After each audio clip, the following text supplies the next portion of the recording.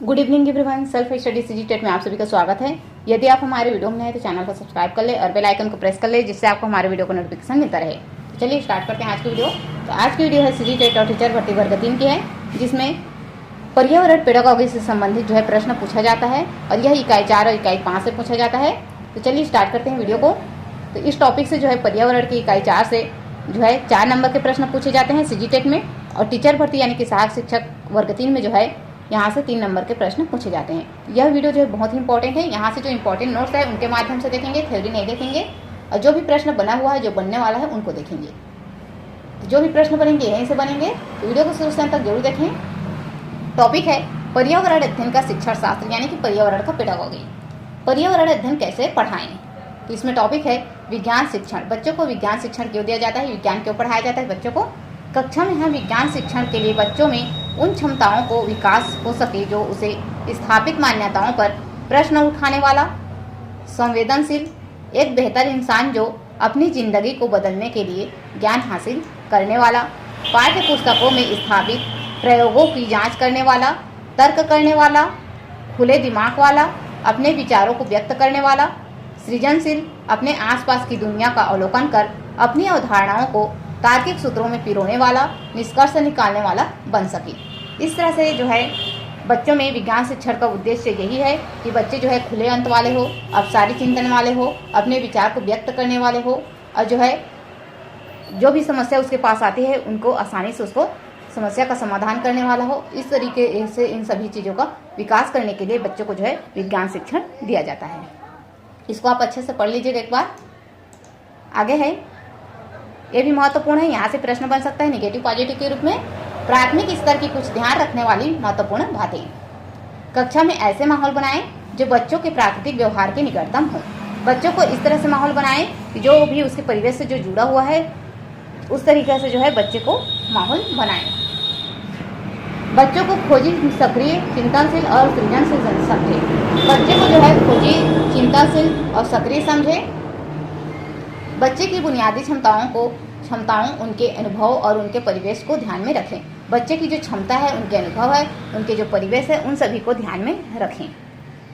बच्चे जो जानते हैं उस ज्ञान को कक्षा में लाएं। बच्चे की जो भी जानकारी है उन सभी को जो है कक्षा में लाएं। बच्चे जो जानते हैं उनमें कुछ और जोड़ें। बच्चे जो कुछ भी जानकारी पहले से जानते हैं उन सभी में कुछ और नए जोड़ें। उन्हें अपने खुद के अनुभव के बारे में सीखने की सहायता दें। बच्चे को जो है अपने खुद के अनुभव के बारे में कुछ और उसमें सीखने में सहायता दें। आपस में एक दूसरे के अनुभवों को जानकर बच्चों के ज्ञान का विस्तार बढ़ाएं। आपस में जो है बच्चे एक दूसरे के अनुभवों को बांटकर जो है एक दूसरे से बातचीत करके जो है वार्तालाप करके बच्चे जो है जानकारी का विस्तार कर सकते हैं, आगे उसको बढ़ाया जा सकते हैं। बच्चों को ऐसे नए अनुभव से अवगत कराएं जो उन्हें सामान्यतः उपलब्ध न हो। बच्चे को ऐसे नए अनुभव जो है उससे अवगत कराएं, उनको ऐसे नए जो जानकारी है उनको सिखाएं जो उनको उपलब्ध ना हो। कक्षा में करने योग्य कुछ कार्य, यहाँ से भी आ सकता है निगेटिव पॉजिटिव के रूप में। छात्रों से बारीकी से अवलोकन करने को कहे। छात्रों को कहे कि अवलोकन जो है बारीकी से करें। छात्रों से जानकारी आंकड़ों को नए समूहों में संगठित करने को कहें। छात्रों के पास जो भी जानकारी है, जो आंकड़े हैं, उनको नए समूहों में संगठित करने को कहें। छात्रों को गणना के कार्य दें। सामान्यीकरण करने, सिद्धांत रचने और अपने निष्कर्षों को पेश करने का अवसर दें। अन्य लोगों द्वारा जो भी सामान्यीकरण किए गए हैं उन सामान्यीकरण पर जो है बच्चे जो है नज़र डालें और अवलोकन से मिलाने की चेष्टा करें। परिकल्पना को सही या गलत ठहराएं। पाठ में चीज़ें पढ़ें और समझें। यहाँ से प्रश्न बनता है, पाठ में चीज़ें पढ़ें और समझें। निर्देश, तार्किक समस्याएं, चित्र और लिखित सामग्री, तालिकाएं, प्रक्रियाओं के रेखाचित्र। अगला है, छात्रों को अलग अलग तरीकों से अपनी जानकारी पेश करने के लिए प्रोत्साहित करें। बच्चों को बोलें कि वह अलग अलग तरीके से अपने जो भी जानकारी है उनको पेश करने के लिए उसको उत्साहित करें। जैसे चित्र बनाकर, तालिका बनाकर, प्रतिक्रियाओं के माध्यम से चित्र बनाकर के, इस तरह से बच्चे को जो है उनको अलग अलग तरीके से अपने जो भी जानकारी है उनको प्रोत्साहित करें। आगे है, अनुभवों का विश्लेषण और संश्लेषण करें। जाने पहचाने समूहों को अलग रखें, नए समूह को अलग बनाएं, समूहों के बीच संबंध खोजें, सामान्यीकरण, निष्कर्ष, सिद्धांत प्रतिपादित करें। आगे है विज्ञान कक्षा सक्रिय होनी चाहिए। यहाँ से प्रश्न बनता है और बन चुका है। विज्ञान की कक्षा जो है सक्रिय होनी चाहिए। विज्ञान की कक्षा गतिविधि से परिपूर्ण हो तथा सक्रिय होनी चाहिए। बच्चों को सोचने के अवसर मिलने चाहिए। सीखने का माहौल सुरुचिपूर्ण होने चाहिए। हर कार्य में बच्चे के लिए चुनौतीपूर्ण होनी चाहिए। पुस्तक भी ऐसी हो जिससे छात्र और शिक्षक दोनों के लिए जगह हो। तो ये सभी जो है इम्पोर्टेंट है, यहाँ से प्रश्न बना हुआ है और बन सकता है आगे। अगला है सामाजिक अध्ययन शिक्षण शास्त्र। बच्चे को जो है सामाजिक अध्ययन का शिक्षण शास्त्र क्यों दिया जाता है, उसका क्या उद्देश्य है। तो सामाजिक विज्ञान में कुछ कौशल ऐसे हैं जो विज्ञान से अलग है, यानी कि सामाजिक विज्ञान में कुछ कौशल ऐसे चीज हैं जिसको हम विज्ञान के माध्यम से नहीं दे सकते। तो उसको जो है उसी को पढ़ाने के लिए, उसी का शिक्षण देने के लिए सामाजिक अध्ययन का शिक्षण दिया जाता है बच्चों को। जैसे निरंतरता और बदलाव की प्रक्रिया को समझ पाना, अपने जीवन पर सामाजिक और राजनीतिक प्रक्रियाओं का असर देख पाना, सामाजिक हित में निर्णय की क्षमता का विकास, विश्लेषण और व्याख्या करना। हालांकि व्याख्या और विश्लेषण जो है विज्ञान में भी होता है, लेकिन वहाँ जो है व्याख्या ज़्यादा सटीक और सार्वभौमिक होती है, जबकि सामाजिक विज्ञान में वह सामाजिक संदर्भ व व्यक्ति के नज़रिए के अनुसार बदल भी सकती है। आप इसको एक एक बार पढ़ेंगे तो समझ में आ जाएगा। आगे है सामाजिक विज्ञान शिक्षण के विषय में सबसे ज़्यादा ध्यान रखने योग्य बातें। तो यहाँ से जो है इम्पोर्टेंट है, प्रश्न आया हुआ है और आ सकता है आगे। सामाजिक विज्ञान शिक्षण के विषय में सबसे ज़्यादा ध्यान रखने योग्य यह है कि सामाजिक विज्ञान की विषय वस्तुओं के संदर्भ में अनुभव जो है अलग अलग है। जैसे खान पान, रीति रिवाज, पर्व, त्योहार, काम धंधे, ये सभी जो है सामाजिक विज्ञान शिक्षण के अंतर्गत ये सभी अलग अलग होते हैं। अतः एक शिक्षक उन विविध अनुभवों को शिक्षण कार्य का हिस्सा बनाए, उन्हें कक्षा में शामिल करे, ताकि बच्चे जो है एक दूसरे से सीख सके और सभी बच्चे जो है विषय वस्तु से अपना जुड़ाव बना पाए और विविधताओं को सीखने की सामग्री के रूप में इस्तेमाल किया जा सके। यहाँ से जो है पेडागॉगी के रूप में प्रश्न पूछा जाता है, इनको ध्यान में रखें। अगला है सामाजिक विज्ञान में भूगोल, इतिहास, नागरिक शास्त्र और अर्थशास्त्र का समावेश। सामाजिक विज्ञान में जो है भूगोल, इतिहास, नागरिक शास्त्र और अर्थशास्त्र का समावेश किस लिए किया जाता है, इसको इसमें बताया गया है। तो सामाजिक विज्ञान में जो है भूगोल की अवधारणा क्या है। दिशा, मौसम, मौसमी परिवर्तन, हवाएं, कीट, पक्षी, पशु पक्षी, चट्टान, मिट्टी, पानी, लोग, व्यवसाय, संस्कृति, नक्शा, ये सभी चीज़ की जो है ज्ञान बच्चे को देने के लिए जो है भूगोल की अवधारणा या भूगोल को सामाजिक विज्ञान में जो है समावेश किया गया है कि बच्चे जो है दिशा के बारे में, मौसम के बारे में, हवा, पशु पक्षी, चट्टान, मिट्टी, धर्म, संस्कृति, नक्शा, इन सभी चीज़ों के बारे में जो है अपनी समझ बना पाए करके इस भूगोल को सामाजिक विज्ञान में रखा गया है। आगे है इतिहास की अवधारणा। सामाजिक विज्ञान में इतिहास की अवधारणा किस लिए है। तो इतिहास की अवधारणा जो है सामाजिक विज्ञान का महत्वपूर्ण भाग है। इतिहास जो है सामाजिक विज्ञान का महत्वपूर्ण भाग है। इसका उद्देश्य जो है, जो इतिहास का उद्देश्य है, जानकारी मात्र देना नहीं है।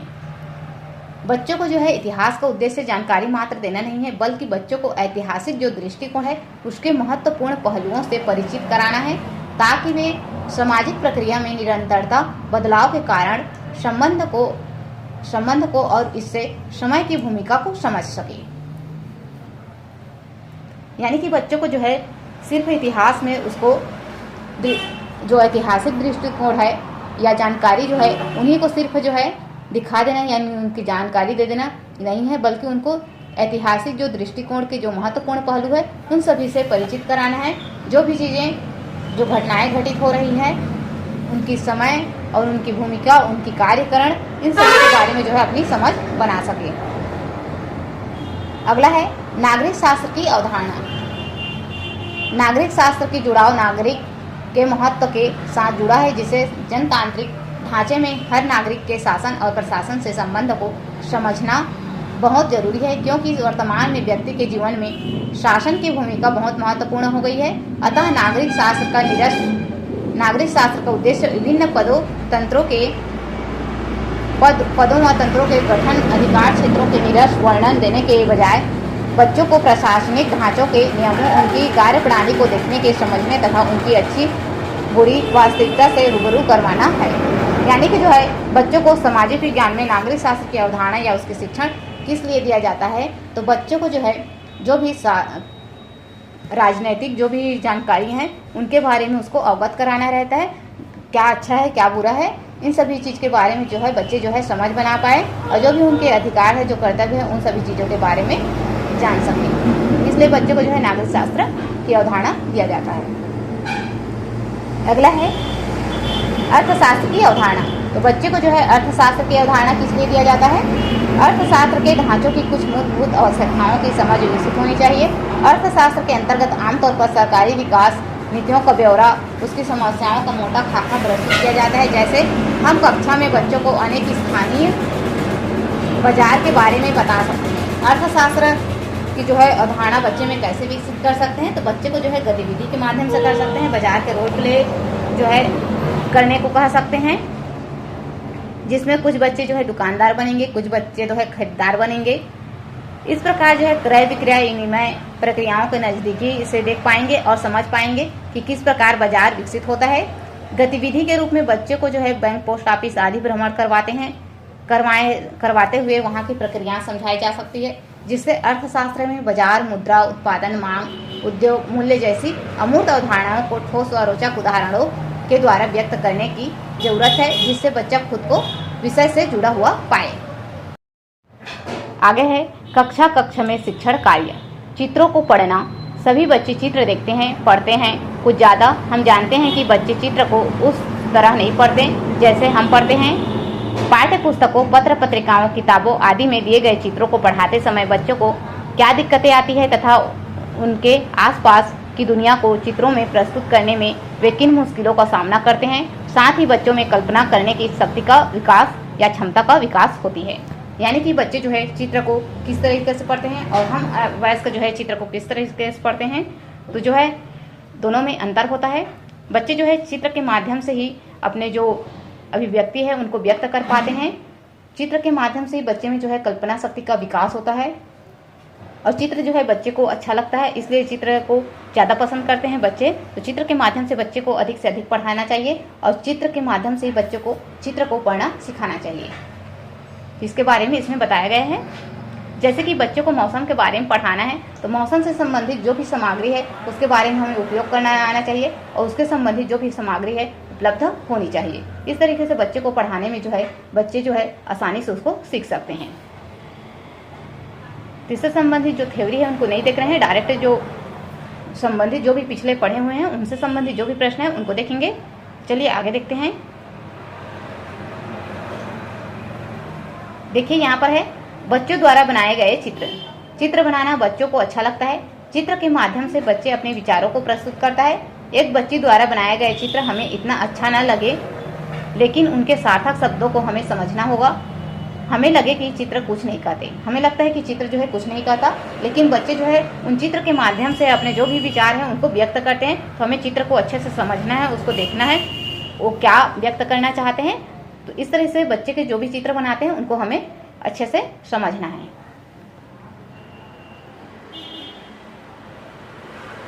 चलिए संबंधित कुछ प्रश्न देखते हैं जो अभी थ्योरी पढ़े हैं उनसे संबंधित प्रश्न है। बच्चों में सामाजिक भावना का विकास करने के लिए निम्न में से कौन सा प्रयास सर्वोत्तम है? ये प्रश्न अभी एक थ्योरी अभी पढ़े हैं उधर। विद्यालयों में विभिन्न त्योहारों का आयोजन करना, अभिभावकों को विद्यालय में आमंत्रित कर बैठकों का आयोजन करना, बच्चों को स्वस्थ स्पर्धा के लिए तैयार करना, विद्यालय में बाल मेला आयोजित करना। तो यहाँ पर जो है सभी पॉजिटिव है। सामाजिक भावना का विकास करने के लिए निम्न में से कौन सा प्रयास सर्वोत्तम है? सर्वोत्तम पूछा गया है। तो यहाँ पर ये तीनों जो ऑप्शन है, तीनों ऑप्शन जो है इसी ऑप्शन में समाहित है, बच्चों को स्वस्थ स्पर्धा के लिए तैयार करना। इसलिए बेस्ट आंसर जो है सी ऑप्शन है। आगे है निम्न में से किस विधि से छात्रों को जानकारी पेश करने के लिए प्रोत्साहित किया जा सकता है? इसको अभी पढ़े हैं थ्योरी में। तो देखिए कौन कौन से है। चित्र बनाकर, तालिका बनाकर, प्रक्रियाओं के प्रवाह रेखा चित्र बनाकर, उपयुक्त सभी। ये सभी पढ़े हैं, तो डी ऑप्शन सही है। जितना भी थ्योरी पढ़े हैं उन्हीं से संबंधित जितना भी प्रश्न बना है प्रीवियस ईयर में वही बना है। तो इसलिए जो है इंपॉर्टेंट वीडियो है, आप इसको जरूर देखें।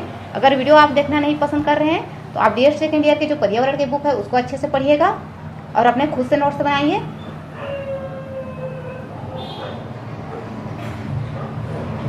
प्रश्न जो है इसी से आएंगे, इससे बाहर के भी प्रश्न रहेंगे क्योंकि कोई भी टॉपिक को यहाँ पर नहीं छोड़ा गया है। सामाजिक अध्ययन निम्न में से किस बात पर विज्ञान से अलग है? सामाजिक विज्ञान निम्न में से किस बात पर विज्ञान से अलग है, इसको भी अभी पढ़े हैं। कार्य कारण के मध्य संबंध खोजना, तुलना करना, निरंतर एवं बदलाव की प्रक्रिया को समझ पाना, तार्किकता। तो वहाँ पर क्या पढ़े हैं हम लोग? निरंतरता एवं बदलाव की प्रक्रिया को समझ पाने के लिए सामाजिक विज्ञान जो है विज्ञान से अलग है। सामाजिक अध्ययन में ज्ञान प्राप्ति का स्रोत निम्न में से क्या है, इसको भी पढ़े हैं। प्रयोगों द्वारा, ज्ञान अवलोकनों से, जीवन शैली से, प्रकृति के साथ अंतःक्रिया से। तो सामाजिक अध्ययन में ज्ञान प्राप्ति का स्रोत निम्न में से क्या है, तो है जीवन शैली से। आगे है, एक पर्यावरण अध्ययन की कक्षा के लिए सर्वाधिक उपयुक्त शिक्षा शास्त्रीय पद्धति होनी चाहिए। केवल प्रयोगों पर आधारित, केवल व्याख्यानों पर आधारित, परीक्षा उन्मुखी, भागीदारिता परक एवं चर्चा आधारित। तो पर्यावरण अध्ययन की कक्षा के लिए सर्वाधिक उपयुक्त शिक्षा शास्त्रीय पद्धति जो है वह है भागीदारिता परक एवं चर्चा आधारित होना चाहिए। आगे है, यह प्रश्न जो है सीजीटेट और सीटेट दोनों में आया हुआ है। अगला प्रश्न है, प्राथमिक स्तर पर पर्यावरण अध्ययन के अंतर्गत विज्ञान और सामाजिक विज्ञान को सम्मिलित किया गया है, इसका उद्देश्य है। प्राथमिक स्तर पर जो है पर्यावरण अध्ययन के अंतर्गत विज्ञान और सामाजिक विज्ञान को सम्मिलित किया गया है, इसका क्या उद्देश्य है? विद्यार्थी को इस उद्देश्य बनाना कि वह अपने पर्यावरण को समग्रता के साथ समझ सके, बस्ते के बोझ को कम करना। दोनों मिलते जुलते विषय हैं। पढ़ाई के विषयों की संख्या कम करना। तो यहाँ पर जो है पॉजिटिव यही निकल कर आ रहा है और ये थ्योरम भी है, आप देखे होंगे, पढ़े होंगे। तो विद्यार्थियों को इस उद्देश्य बनाना कि वह अपने पर्यावरण को समग्रता के साथ समझ सके। आगे है, पर्यावरण अध्ययन की कक्षा में बच्चों से खुले प्रश्न पूछने का मुख्य उद्देश्य है बच्चों में अभिसारी चिंतन का विकास करना, बच्चों में अपसारी चिंतन का विकास करना, बच्चों में सुनने के कौशल का विकास करना, बच्चों में बोलने के कौशल का विकास करना। तो अपसारी चिंतन यानी कि पर्यावरण अध्ययन की कक्षा में बच्चों से खुले अंत वाले प्रश्न यानी कि अपसारी चिंतन, इसका बी ऑप्शन सही है। अगला है, विभिन्न ऋतुओं के माध्यम से बच्चे किस पर्यावरण को जान पाते हैं। अब इधर आगे को नेक्स्ट वीडियो में देखेंगे।